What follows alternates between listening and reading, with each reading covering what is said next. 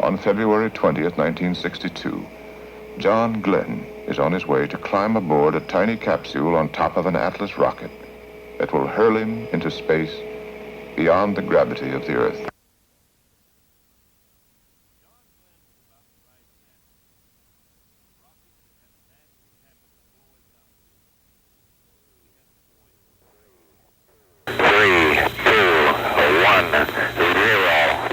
Good Lord, ride all the way. Godspeed, John Glenn.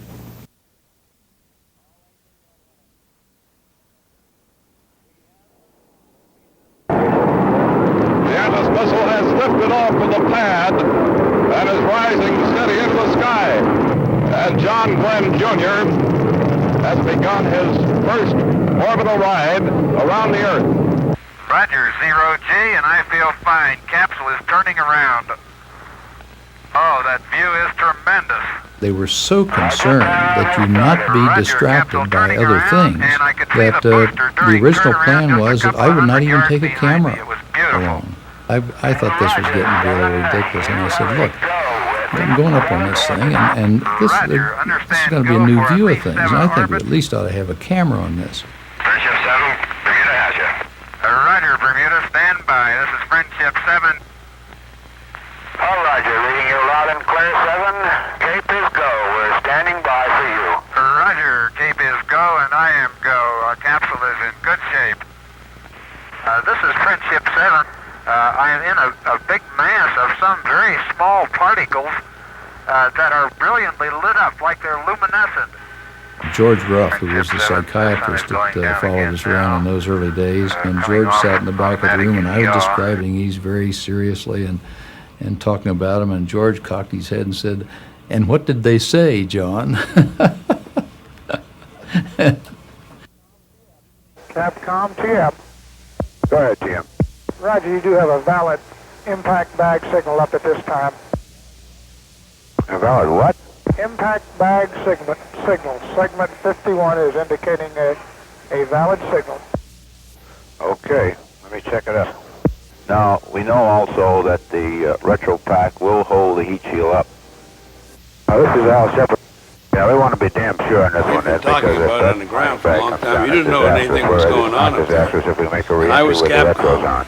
and it was my job to tell you what we were, that your heat shield was loose and might fall off. And you remember that one? I remember very well, and you sort of talked around it a little bit about what is your indication of this switch, and you have this warning light, and I knew from the questions only one thing it could be indicated.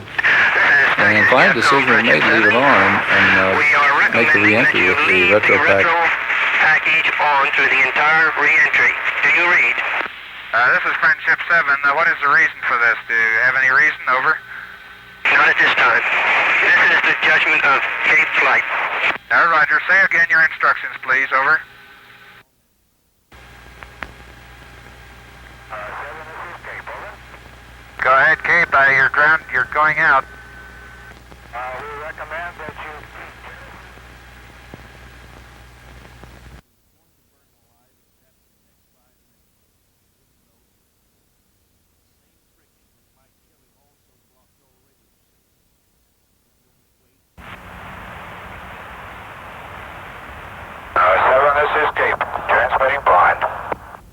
Keep talking, Al. Friendship 7, this is Cape. Do you read? 7, this is Cape. Do you read? Over. Friendship 7, this is Cape. Do you read? Over. Main chute is on green. Chute is out in reef condition at 10,800 feet and beautiful chute. Chute looks good. On O2 emergency and the chute looks very good. Ray of descent is on O2 emergency and the chute looks very good. The rate of descent has gone to about 4.2 feet per second. The chute looks very good.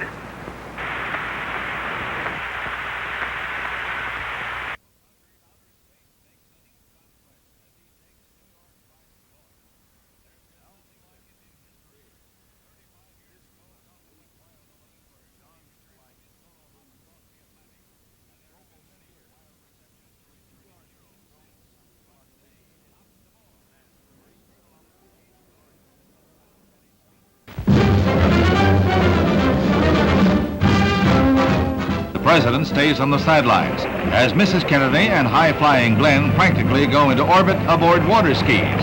Mrs. Ethel Kennedy, wife of the Attorney General, is at the controls of the towboat, and she turns on the steam.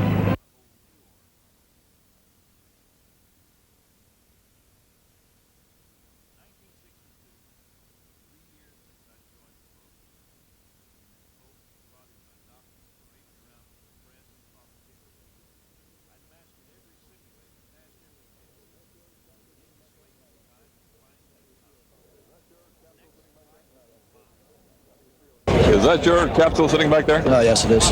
How do you feel about it being out in the elements here this afternoon? Oh, I don't mind it being in the elements if somebody was working on it. You're raring to go. Yes, sir. Well, thank you very much. Right, so Thank you.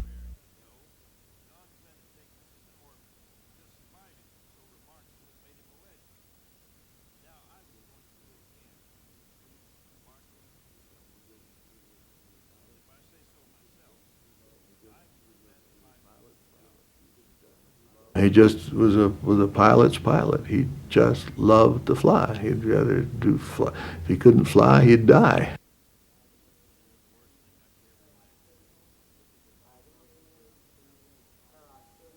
This is a diagnosis of paroxysmal atrial fibrillation. The only decision that has been made is that Deke will not take the next mission in the MA-7.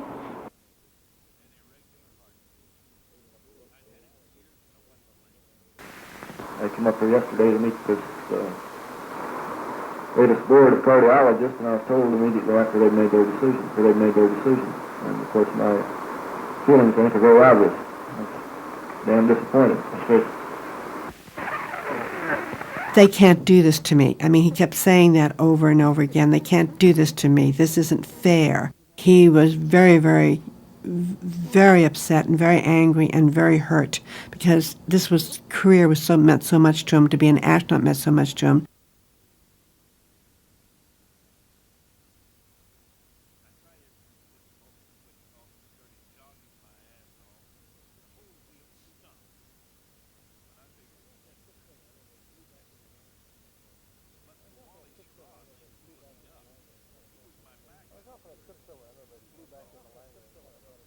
I was off on a trip somewhere. I remember I flew back into Langley in one of our planes, probably a 102, and landed and came by Scott Carpenter and Reen Carpenter's quarters, and my wife was there and the rest of the gang. And as I drove up my little flashy yellow Healy, Scott came out before I even got to join the group and said, Wally, we got a problem. Deke's grounded.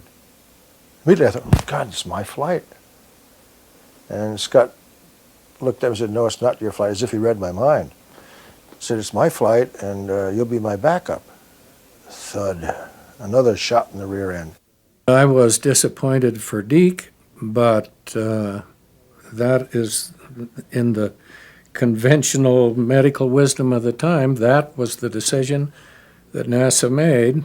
They gave it to me because I had been so busy with John's flight that they figured I was in better shape to do it.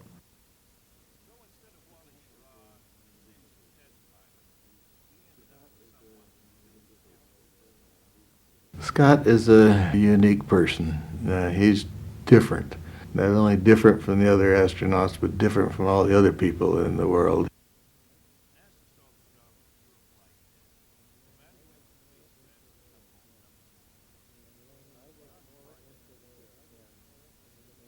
I was more interested in learning about what was there than I was in learning about what got us there. The engineering test pilot flies just to evaluate his machine. That has to be done. But my drummer told me that this is a marvelous opportunity to look at the space environment. 4, 3, 2, 1, 0. I feel the liftoff. The clock has started. Roger. Loud and clear, Gus. Roger, Roar 7, stand by for the time hack. Roger.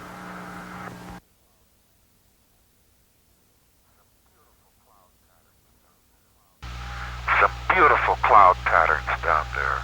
I seem to be much closer to the Earth than I expected to be.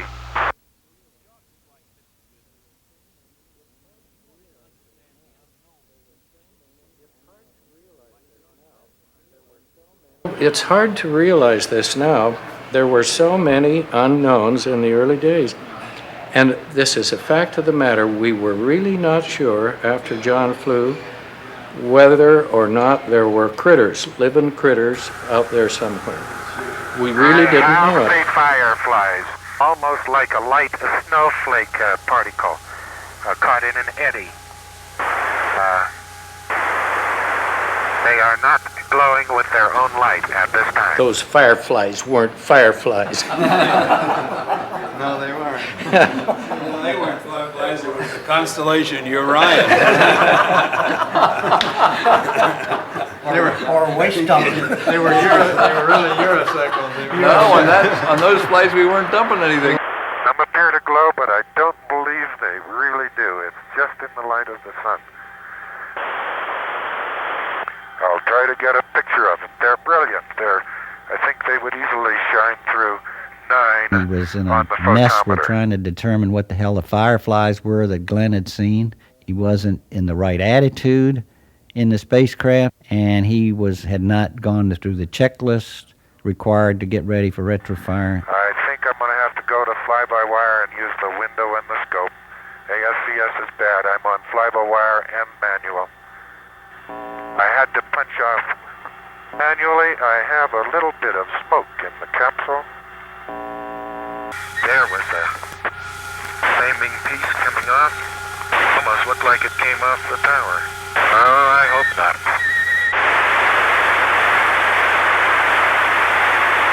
Okay, we're reading 3Gs.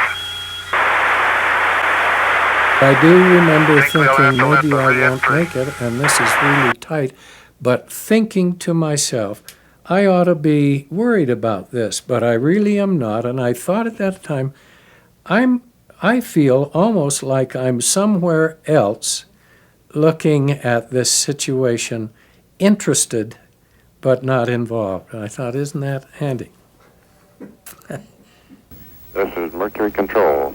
We are still attempting to reestablish contact with the Aurora 7 spacecraft. We expect to establish contact momentarily. Our data at this time indicates that it is distinctly possible that the Aurora 7 spacecraft may land considerably longer downrange than it was planned. The ship started coming in, and there he is, blithely outside. I can't believe it. And perfectly under control. So what's wrong? I'm here. And that was Scott. I understand the report came from Hawaii that it was a tired and confused astronaut. If my opinion is worth anything to you, this is not true. I will admit to being preoccupied. It was uncanny luck that he survived. And he's goddamn lucky that it didn't come down bass backwards, because it could have. Somebody was looking out for him. I didn't realize that people thought I was lucky to make it through. I really never felt that it had been that tight. But that's the sort of thing you have to face whenever you do new things that have never been done before. There are a lot of different masters to serve. I was listening to another drummer where my interest in science was concerned in the flight.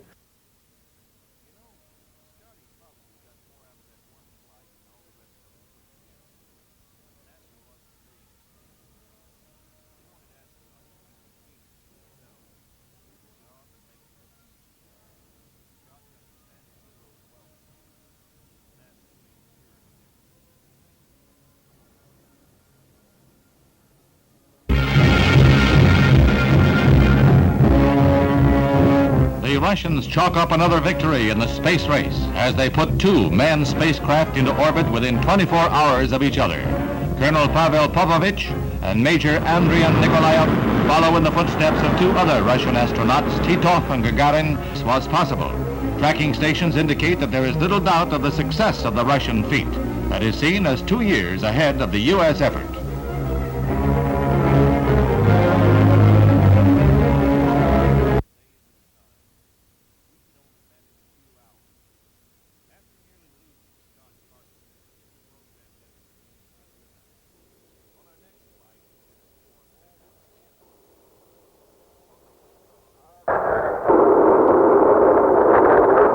liftoff, clock is started. Pansy feels real nice. You pull your gear pins for this flight?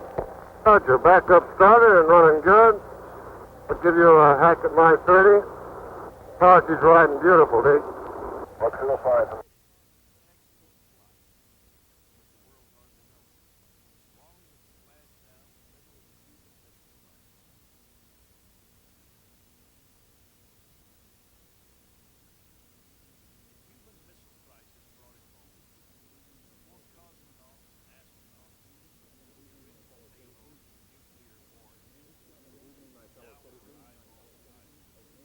Good evening, my fellow citizens.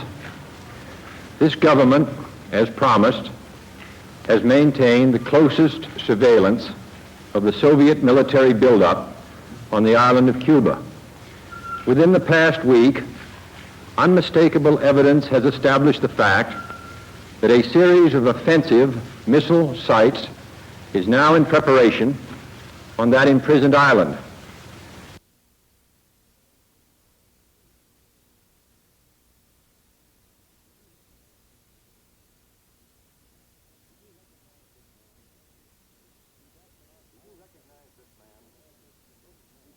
Do you recognize this man? He's astronaut Alan Shepard, America's first man in space. Working out in a gymnasium may seem pretty tame compared to what astronaut Shepard and America's other astronauts have to go through, but it's all part of keeping fit for their job.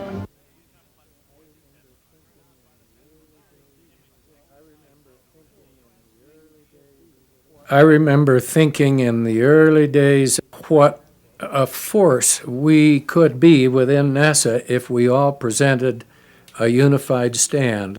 And it occurred to me that we were the most powerful entity within NASA, and that NASA had a tiger by the tail in this group of 7 astronauts.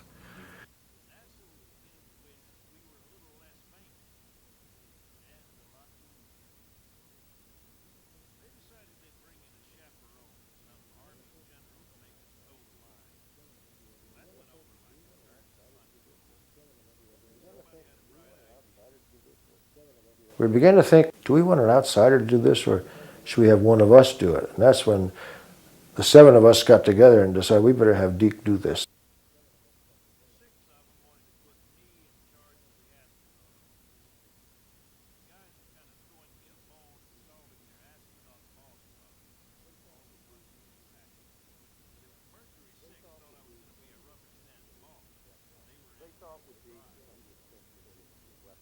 They thought with Deke that he would simply be the Wisconsin farm boy that would come in and sort of a figurehead. But they didn't know what a manager and what type of a person Deke Slaton was, what a doer he was. He wound up selecting the crews.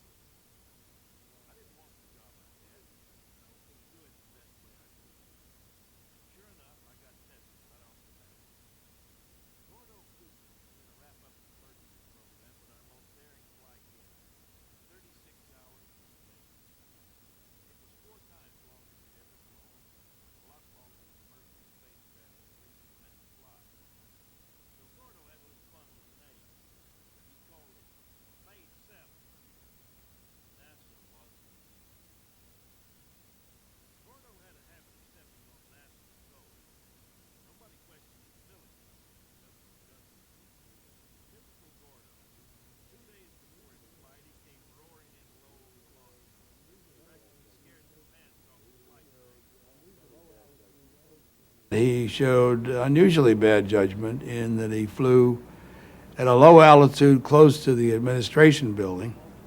So low, in fact, that when Walt Williams looked out the window, here's this jet streaking by below his altitude. Just walking down the hangar. I lit the afterburner right over the top of the hangar. Yeah. And he went back to headquarters, he called me up and he said, "Shepard, is your suit ready?" And I said, "What do you mean? Of course my suit's ready." He says, "Well, I'm pulling Gordo off the flight, you're going."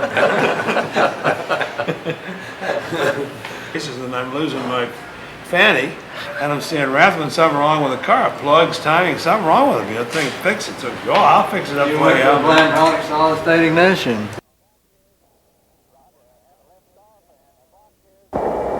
chair. Have a lift off, and the clock is operating. Sigma 7, phase 7 on the way.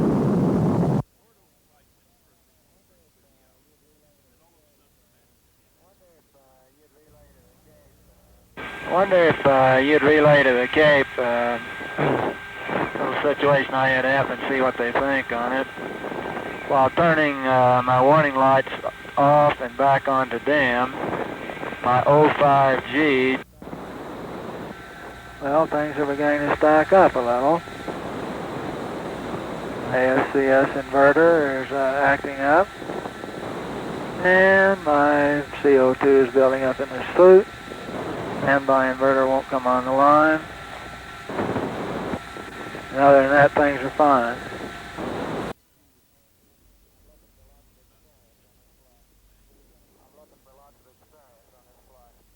I'm looking for lots of experience on this flight. You're going to get it.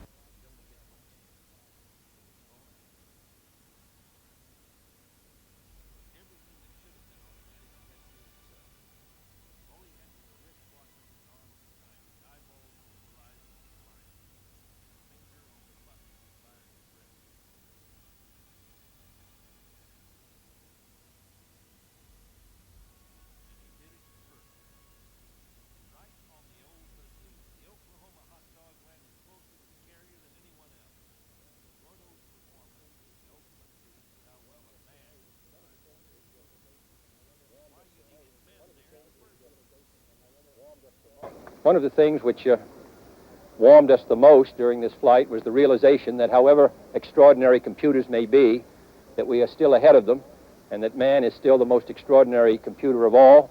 His judgment, his nerve, and the lessons he can learn from experience still make him unique.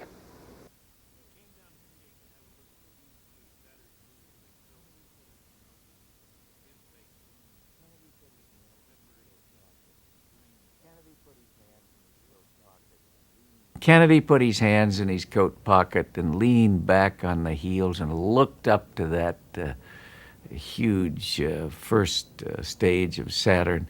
And I could just see in his eyes that he just loved the whole thing. This was romance. This was out there with Alexander the Great and Napoleon. The conquest of space must and will go ahead. That much we know. That much we can say with confidence and conviction. He gave a speech, and it Frank was the O'Connor, the Irish story writer, of these two tells in one of boys his and how they books would how, as a go boy, across the Irish he and countryside, his friends when would they make their ran way into across a the countryside. fence or an obstacle. And when they came to an orchard wall that seemed too high and too doubtful to try, one of the boys would grab too the other's difficult to hat permit and their throw it voyage over the to wall, continue, and then they would have to climb took the off wall their hats to retrieve the cap. and tossed them over the wall. Analogy was, And then we they have had no thrown choice our but to cap follow over the them. wall. We're going for it. This nation has tossed its cap over the wall of space, and we have no choice but to follow it. And then the Whatever next the day, of course, difficulties, he was they will dead, be overcome. killed. There has been a shooting. Parkland Hospital has been advised to stand by for a severe gunshot wound. A priest has been ordered. Emergency supplies of blood also being rushed to the hospital. The President of the United States is dead. President Kennedy has been assassinated. It's official now. The President is dead.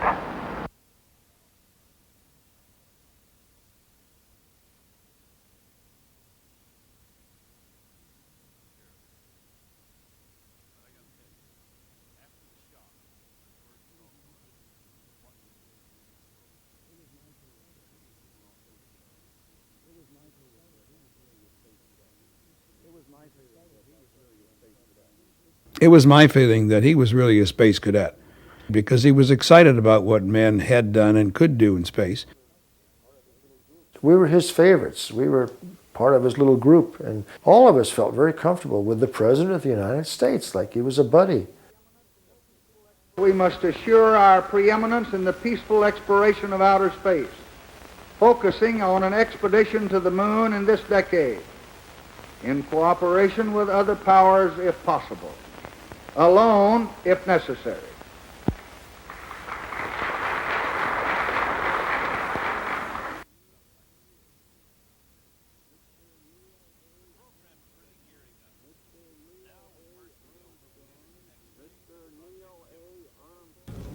Mr. Neil A. Armstrong, Air Force Major Frank Borman, Navy Lieutenant Charles Conrad, Jr., Navy Lieutenant Commander James A. Lovell, Air Force It Captain... was more than competitive. It was psychological. It was, well, we're anointed, you're not, you got to pay your dues. I mean, these weren't expressed, and it wasn't written in any order. But I have never seen a group of people stiff-arm another group like that. The 9 looked up to the 7 as more or less their mentors, and probably the 7 said, hey, we can handle all this ourselves. Why do we need these 9 guys?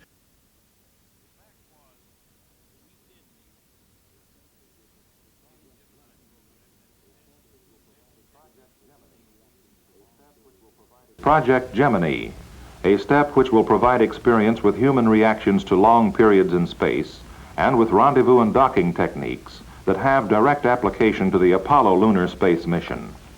A major change in the Gemini 2-man spacecraft is a lift component built into the aerodynamics of the shape. By offsetting the center of gravity, the blunt face is tilted and aerodynamic forces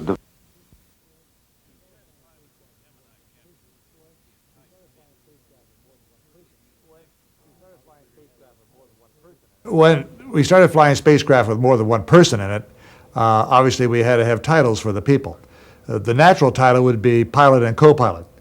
No one in the astronaut corps wanted to be called a co-pilot, so scratching their heads, management came up with commander and pilot.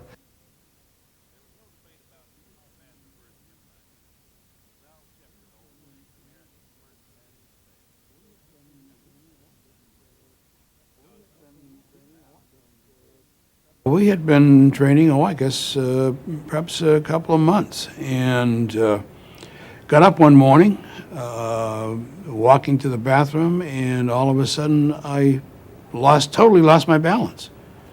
It was almost as if I was spinning.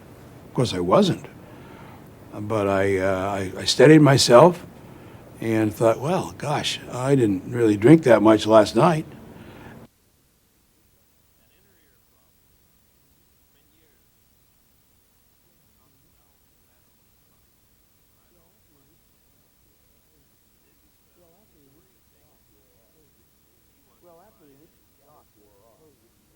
Well, after the initial shock wore off, the initial shock, of course, was total disbelief that they could ground the best pilot they ever had.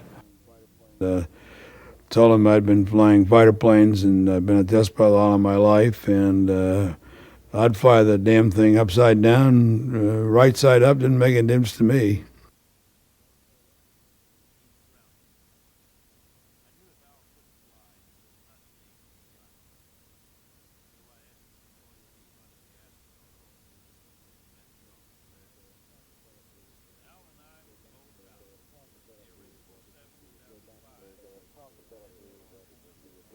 Is there a possibility that you would go back to the space agency after a recuperation period? I haven't made any plans yet at all. My number one concern right now is to get recovered completely, and when that occurs, then I'll be concerned about what's going to happen beyond that.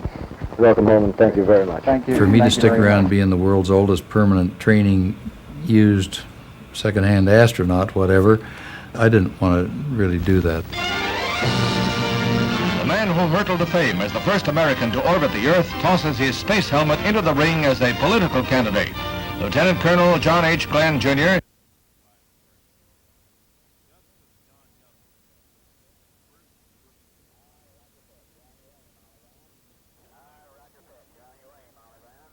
Roger pitch. You're on your way, Molly Brown. Yeah, ma'am. We're a little bit higher on the flight plan. At 8:30 Greenwich Mean Time, the second class Lieutenant Colonel Alexei Leonov left the spaceship. He was wearing a special spacesuit. They were first in space, first to orbit, first woman in space, and all of a sudden here's another first for the Russian program. Every time we stepped forward, it seemed like they were taking 2 steps.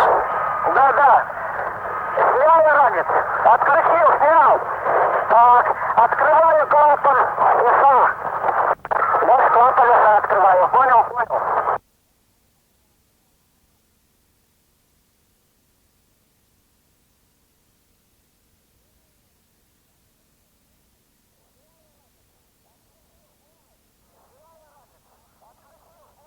Снял ранец. Отключил, снял. Так, открываю клапан леса. Вот клапан леса открываю. Понял? Okay, my feet are out. I think I'm dragging a little bit, so I don't want to fire the gun yet. Okay, I'm out. Okay, he's out. Close free.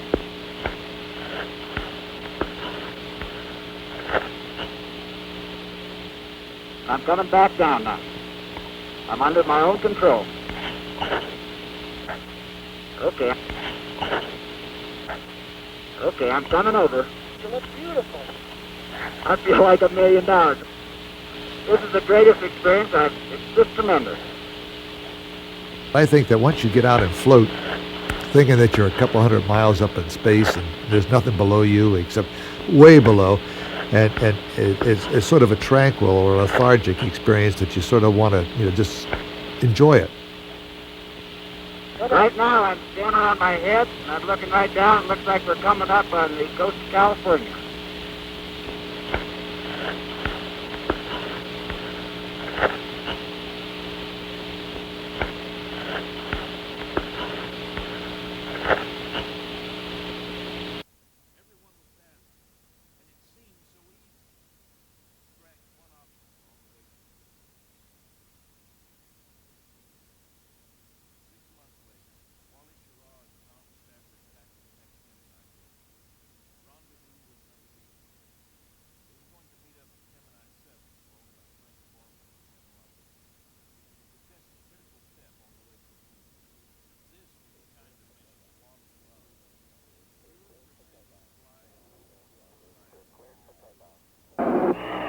You're cleared for takeoff. Roger, adios. Minus 5, 4, 3, 2, 1. Ignition. Shutdown, 76.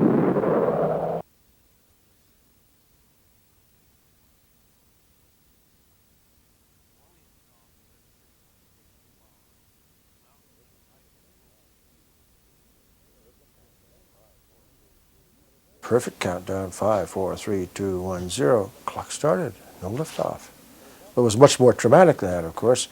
What had happened, the engines came up to speed, and it stopped.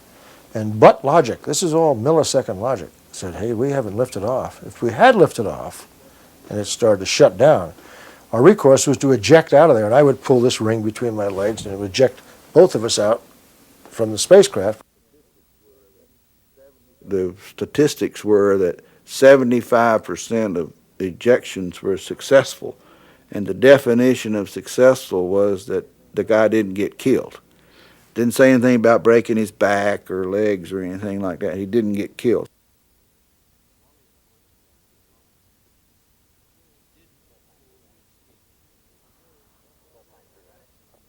Full tanks are venting. Okay, no problem on these tanks? Negative. Okay, we're just sitting here breathing.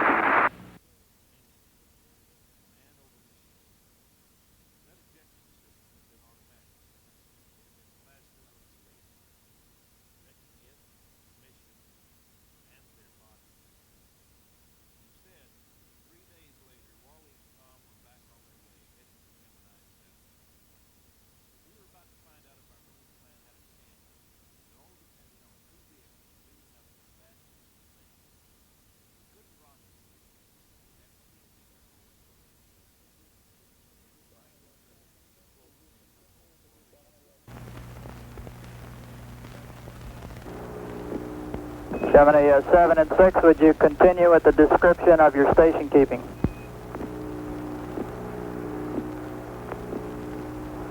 Right now, 6 is about 10 feet above and to the left of 7. We're just flying nose to nose, approximately 15 feet apart. Yeah, we're sitting up here playing bridge together. We're in formation with 7. Everything is go here. Roger, congratulations. Excellent. Thank you. It was a lot of fun.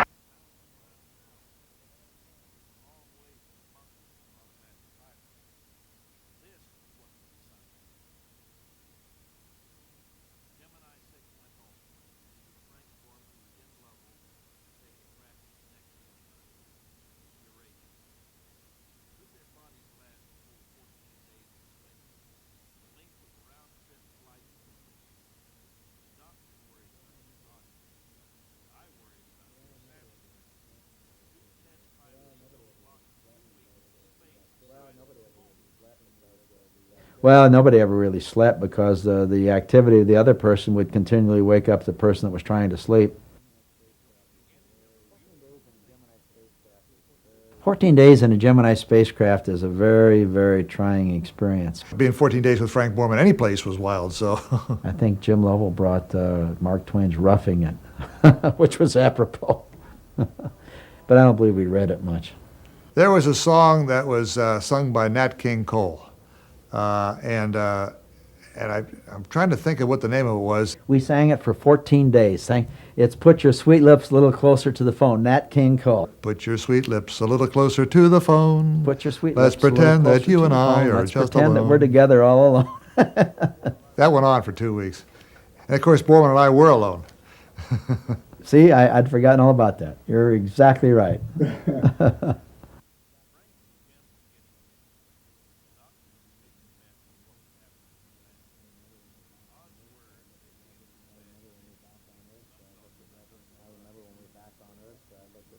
I remember when we were back on Earth, I looked at Lovell, and Lovell looked at me, and we said, well, I said, you going to pass out? And he said, no, and we were fine. Yeah, well, we held hands and said we want to tell the world that we're engaged. I actually had to command my legs left, right, as I walked across the carrier deck.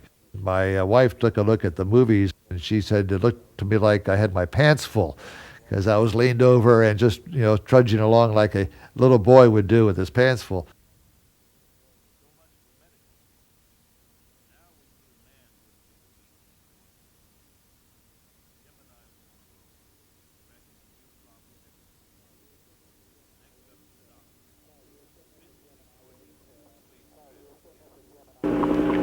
Hello, Houston. This is Gemini 8.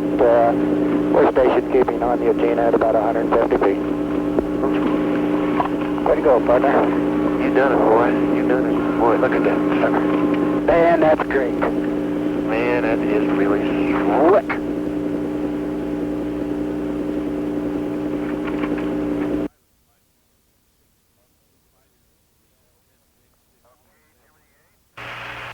Okay, Gemini 8, we have TM solid. You're looking good on the ground. Go ahead and flight, we are down. Oh, roger. Hey, congratulations. This is real good. Okay, just for your information, the Agena was very stable, and at the present time we're having no... Gemini 8, CSQ Capcom, contact, how do you read? We got serious problems here with the forward tumbling end over end, but we're disengaged from the Agena.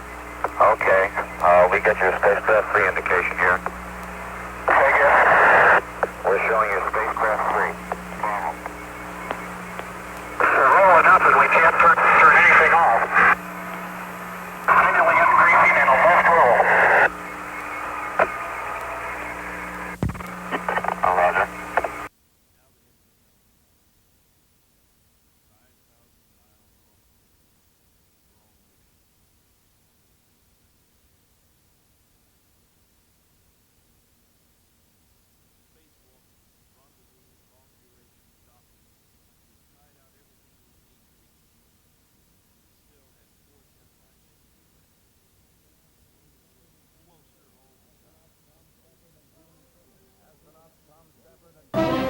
Astronauts Tom Stafford and Gene Cernan are suited up, ready to go.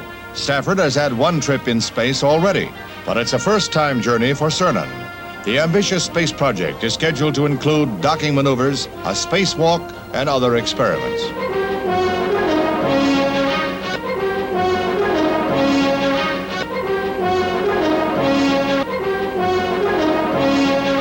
There's even time for a joke with a giant match, an obvious sign of a relaxed, confident pre-flight mood. Both Cernan and Stafford clamber into their individual form-fitting chairs.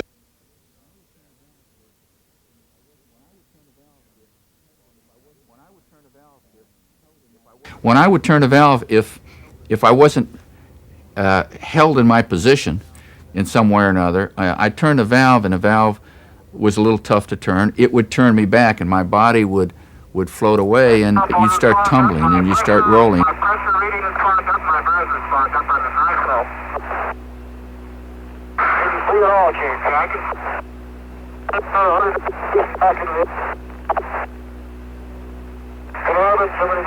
ahead, 9. Okay, he's fogging real bad.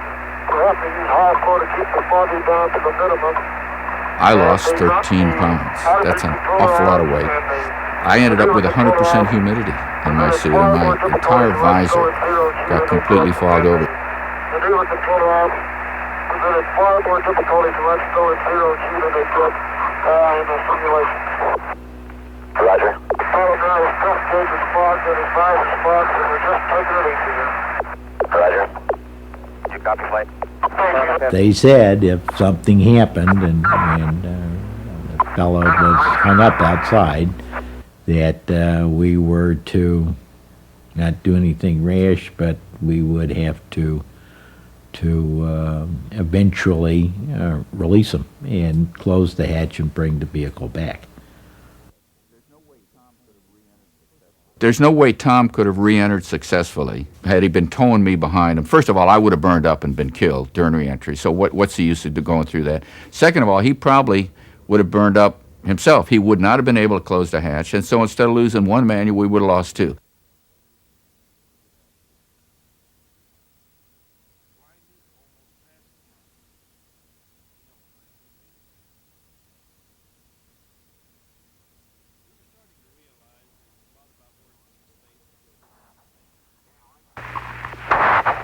Now, why don't you just sit down and take a rest? Huh? How you doing? Tired, Pete. All right, just rest. Yeah, you got plenty of time. Only been out 9 minutes.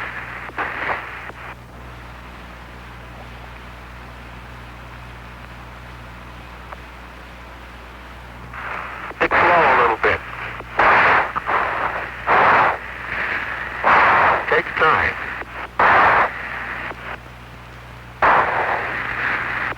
I think I understood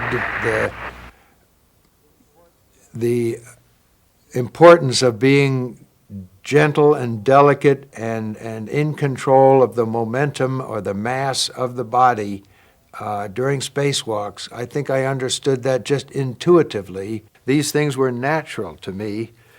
They obviously were not natural to the Navy people who were trying to do spacewalking. So their overconfident attitude got them into trouble.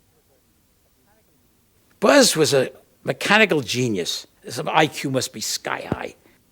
He was the first PhD pilot in the program.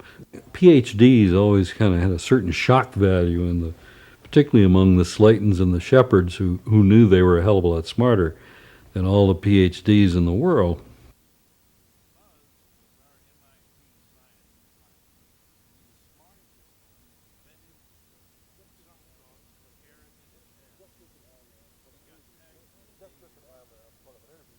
Gus Grissom and I were part of an interview team for a new group of astronauts, and Buzz Aldrin came in to our interview just for Gus and me, and sport coat, shirt and tie, and around his tie is this little chain thing. Hanging from the chain are Air Force wings, below it a Phi Beta Kappa gate. Gus looks up and said, "Aldrin, we've already read your resume. Why the hell are you wearing it?"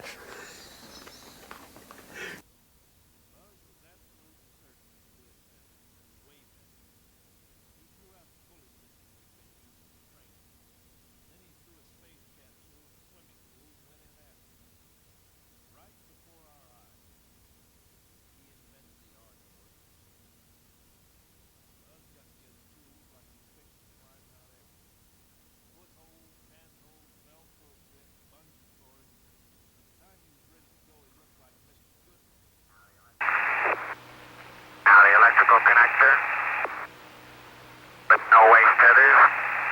Unhooked. And hooked back up.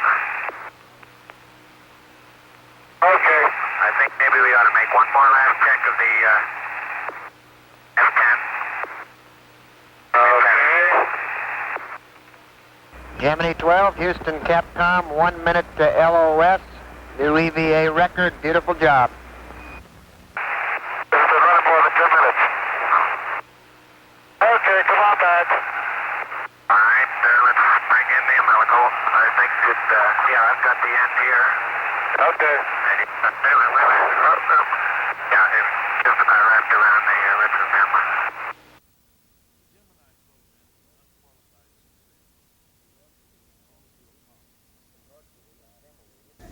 In Mercury and Gemini, a total of 26 astronauts have logged a total of 1,900 hours in space, covering 35 million miles. Gemini has demonstrated the feasibility of almost everything we plan to do in Apollo. Gentlemen, the Gemini program is now officially completed.